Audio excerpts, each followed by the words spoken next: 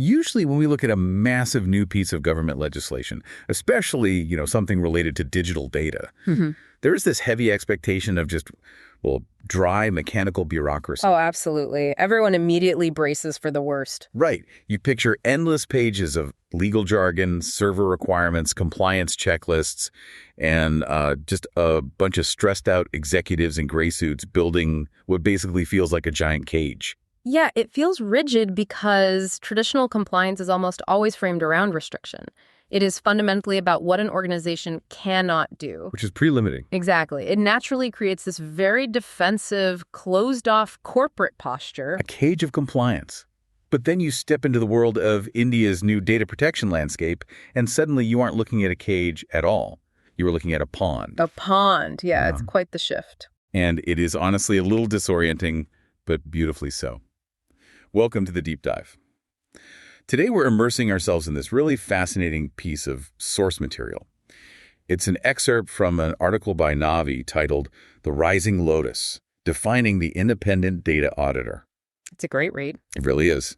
And our mission today for you, the listener, is to explore how a major new data protection law in India is doing a lot more than just changing the rules of the internet.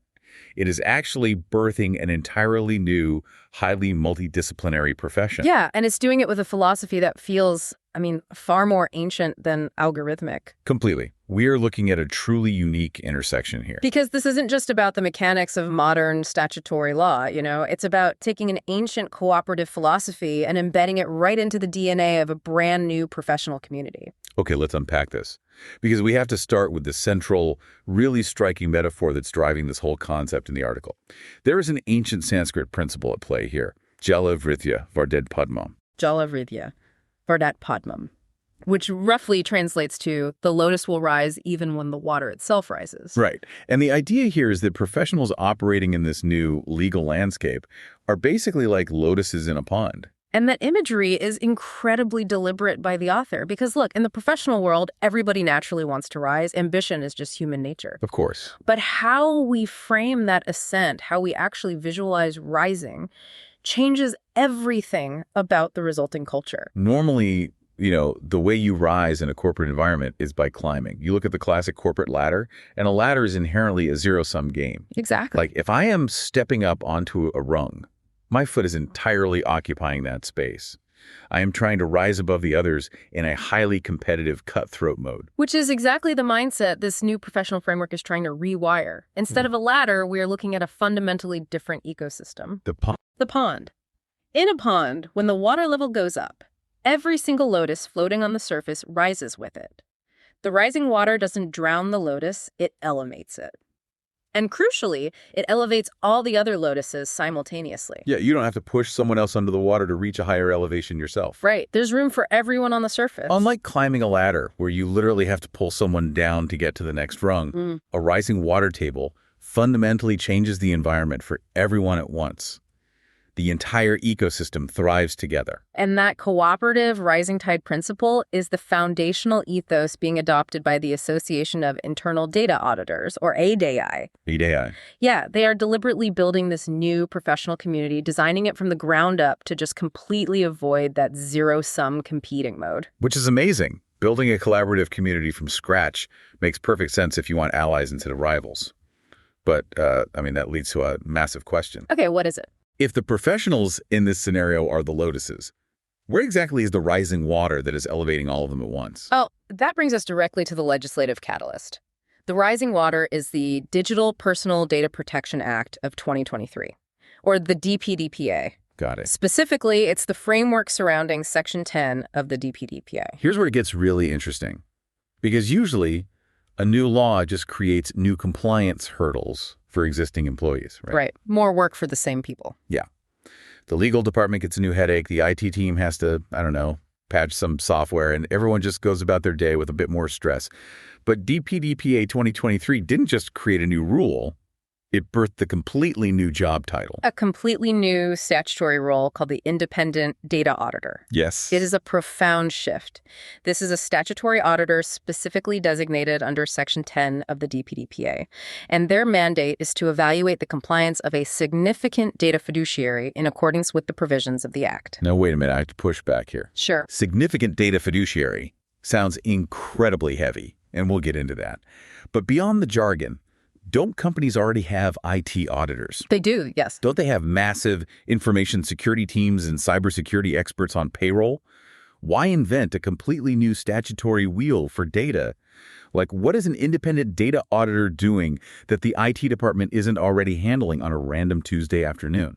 Well, to answer that, we have to look at the underlying mechanism of what a fiduciary actually is. Okay. In law, a fiduciary is someone who holds something in trust for someone else. They are legally obligated to act in the best interest of the person whose assets they hold. Like a financial advisor. Exactly like that. Under this law, companies don't just, own your data. They hold your personal digital life in trust. Oh, wow. So they have a literal fiduciary duty to protect my data the same way a wealth manager has a fiduciary duty to protect my retirement fund. Precisely. And when the government categorizes a company as a significant data fiduciary, they are looking at the sheer volume or the extreme sensitivity of the data that company holds. So the stakes are massive. Unbelievably high. Because the stakes are so much higher, the compliance burden is astronomically higher. And that is why a standard IT audit just isn't enough anymore. Because an IT audit is mostly just tech, right? Right. An information systems, or IS audit, is fundamentally about security. It checks if the firewalls are up, if the servers are patched, and if the network is secure from external hackers or threats. So basically, an IS audit checks if the door is locked and the alarm system is armed. Exactly. But this new statutory audit, the Independent Data Auditor, checks if you even have the legal right to hold the things you've locked inside that room in the first place. Oh, that's a huge distinction. It is. It evaluates whether the entire organization is legally, financially, and operationally complying with a sweeping national law. It is a completely different mandate from just checking server security. Okay, that makes sense. But if the traditional IT folks aren't the only ones qualified to do this highly specific statutory audit, who is? I get the collaborative pond idea, but let's be real.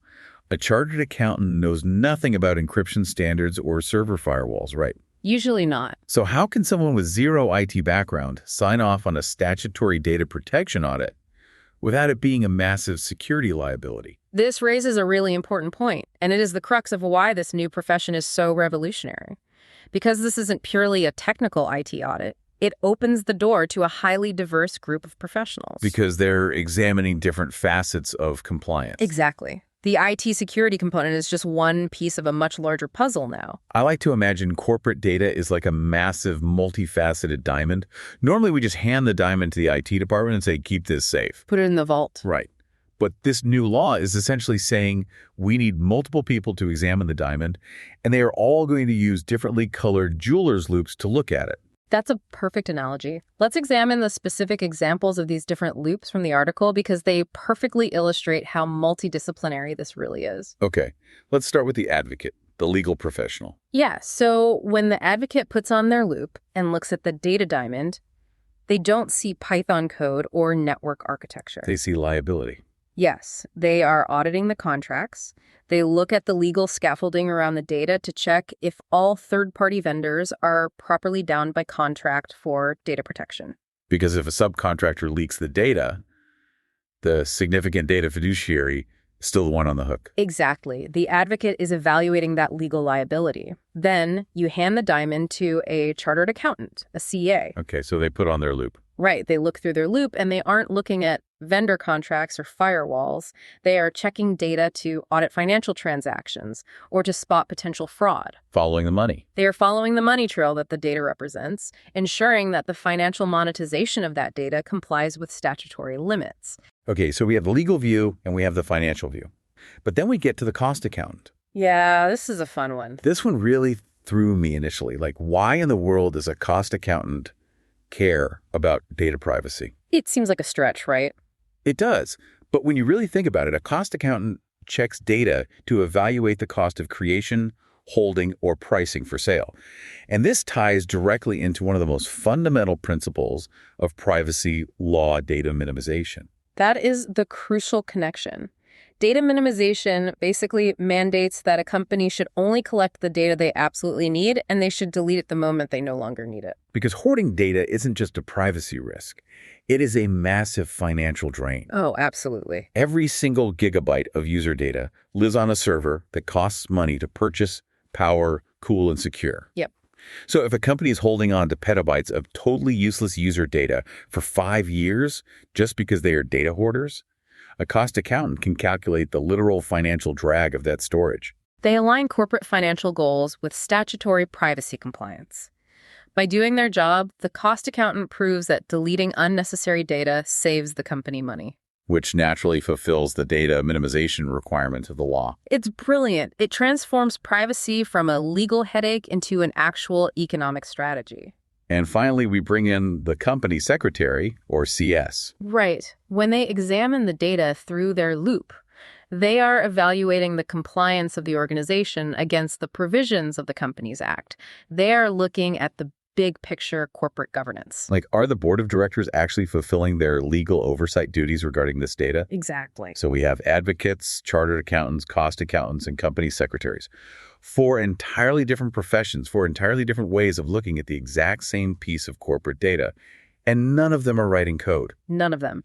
And what's fascinating here is the core assertion being made by FDPPI, the parent organization of ADI. What are they saying? They state unequivocally that all of these professionals are already well equipped to be data auditors, as envisaged under DPDPA 2023. They are all lotuses in the pond. Yes. The vision for the future of data auditors is not limited to traditional privacy auditors. It is not an exclusive club restricted to people who went out and acquired a specific certified data protection officer qualification. Which is a massive democratization of this new field. Yeah. Like, if you were listening to this right now and you work anywhere in corporate governance, law, finance, or compliance, suddenly your existing skills, the things you do every single day, are highly relevant to a nationwide legal framework. You don't have to throw away your career, go back to school, and become a network engineer to be part of this data privacy wave. You just have to apply your specific expertise to the data context. It shifts the landscape from a narrow, trickling stream of IT specialists into just a huge lake of professionals from multiple disciplines. A huge lake. But here's the operational challenge. Okay, let's hear it. Having a diverse lake of professionals is fantastic in theory, but an advocate who spends all day drafting liability clauses, and a cost accountant who spends all day running server depreciation models, they speak wholly different corporate language. Oh, completely different. If you just throw them all in a lake together, they aren't going to naturally swim in the same direction.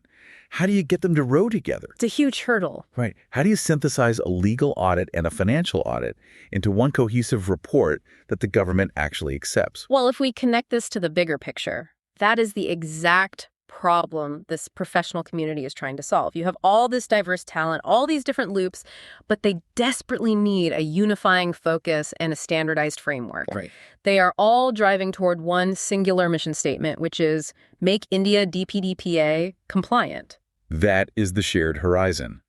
But to get there, they need translation. They need a way for the lawyer and the accountant to understand how their separate pieces fit into the broader compliance puzzle. And that brings us back to ADI.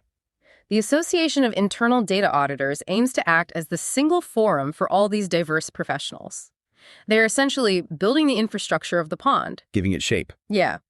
By bringing these disciplines together under one umbrella, they can standardize the audit frameworks, ensuring that when the advocate evaluates contracts and the CA evaluates financial trails, those evaluations actually speak the same compliance language. So they are creating the environment where the rising water can lift everyone together. Yes, and this isn't just theoretical philosophy. It is happening right now in real time. Oh, for sure. The article mentions there is an active push to mobilize this community, including organized interactions, like a specifically mentioned 11.0 AM forum, designed purely to hash out the role of the independent auditor and how ADI proposes to execute this massive undertaking. Which represents the messy human reality of building a brand new profession. They are actively translating the theoretical words on the page of the DPDPA into a functional, nationwide community of practice. They are basically inviting professionals to step into the pond and figure out how to navigate the rising water collaboratively. So what does this all mean? We started with a new law, the DPDPA 2023, and the creation of a new statutory role, the Independent Data Auditor.